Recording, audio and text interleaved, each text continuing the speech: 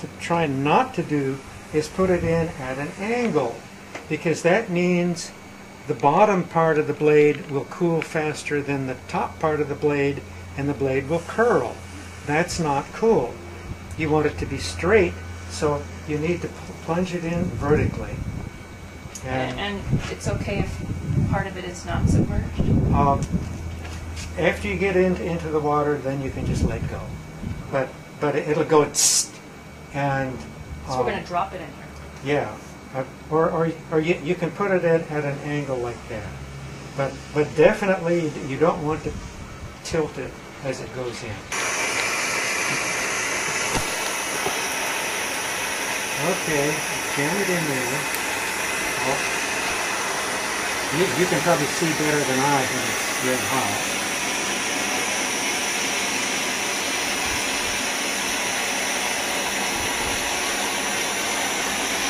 Okay. The tip isn't. Okay. Yes. Okay. Now fast. Now. Too slow. We'll. See. Okay. We'll find out. Okay. Yeah. Let's pull it out. Okay. Be careful. No problem. Okay. It's still straight. Now, did we harden it or did we not? How can we tell? The obvious way to tell if it's hardened is to see if it can be scratched by a file. And success. Okay, so the next step is going to get a razor edge on this so we can shave with it. We have a choice now. We can differentially temper the blade so that the sharp knife cutting edge remains hard and the back remains soft, but then we can't use it as a little saw. So if we leave it in its present state, it's both a saw and a knife. If we differentially temper and soften the toothy edge of this, then we've got a knife but not a very good saw. So let's see if we can get a really nice sharp edge on this next. If we were going to say we're going to differentially temper this, what we would do is, this is emery cloth, which is, and I can remove the oxide layer so the back of the blade is shiny. If you like shiny, that's fine.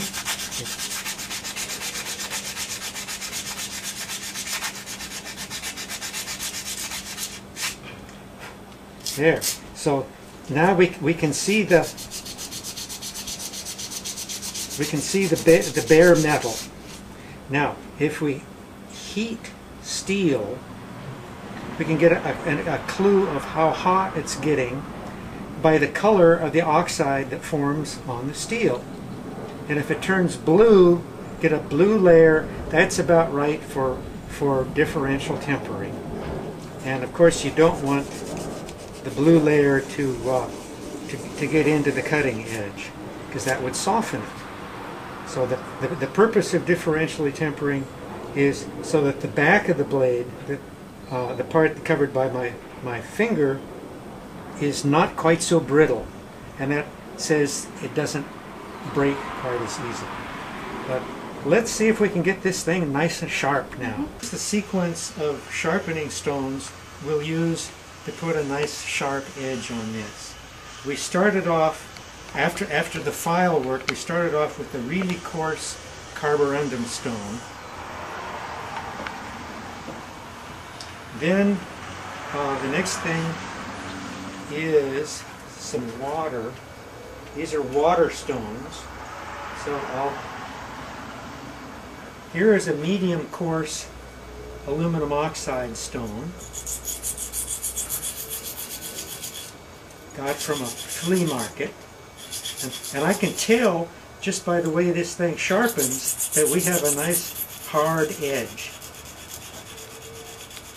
And this is a coarse stone, and you do most of your work on the coarse stone. stone, little water.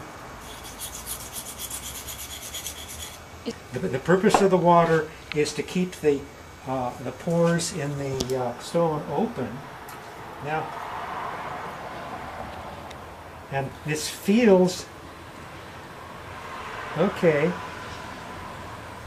So much for that. Right in. Now I'll turn the stone over. Here's a medium grit. See, if you have just a little blade, you sharpen it very quickly. Or from really coarse to medium. This is medium fine.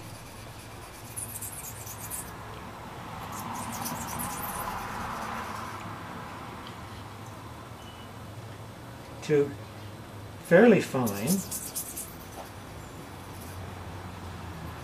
This is a Japanese water stone, and I never put water on it. I always use it dry. Other stones, the other three stones, I was doing a circular motion. For the last very fine Japanese water stone, I never push, I always pull like this. Because now the very last thing I'm going to use is 3 micron aluminum oxide abrasive powder on a piece of plywood. And you can buy things from the Woodcraft store which are special honing compounds. I think one of them is called Yellowstone, and you put that on a leather strop or a wooden strop, and that produces a mirror polish on the edge. And now let's see. Okay. Now, Rona, you can throw your razor blade away. This is sharp enough to shave with. So there's your wallet knife.